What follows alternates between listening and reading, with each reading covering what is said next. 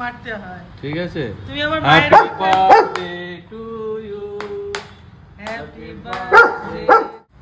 এই যে আমাদের আজকে 15th আগস্টে বার্থডে গার্লের কেক চলে এসেছে। তার সাথে সাথে আরেকজনও চলে এসেছে। এটাও তো নিভে গেল। আমি জানি না, আমি ক্যান্ডেলটা জ্বালাবো। এই যে চলে এসেছে ক্যান্ডি, চলে আয় ক্যান্ডি, আপ কটন দাদা, কিন্তু হাতুড়িটা কি এই কেকটা হলো হাতুড়ি দিয়ে ভাঙতে হয়। হ্যাঁ সেটাই ফার্স্ট টাইম করছি। ভাবি তাই বললো যে এটা যেহেতু এরকম, ওটা একটু বাড়ি বাড়ি। হ্যাপি বার্থডে টু ইউ, তুমি বলো হ্যাপি বার্থডে টু বুড়ি, হ্যাপি এই যে চলে এসেছে। এদিকে দেখো আবার ছোট একটা কি দিয়েছে, দেখো সব নাতি সব পাঠিয়েছে।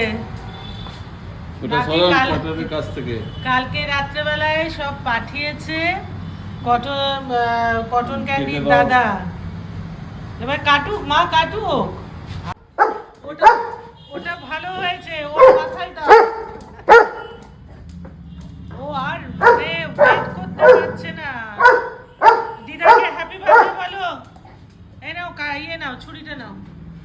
কাটুন।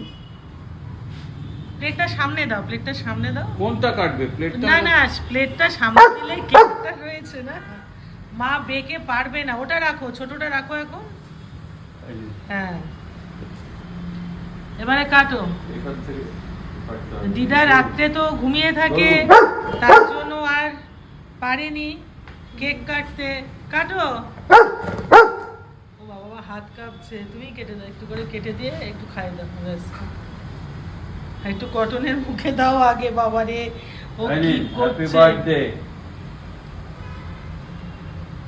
ব্যাস হয়ে গেল। এইটা কটন খাবে, কটন।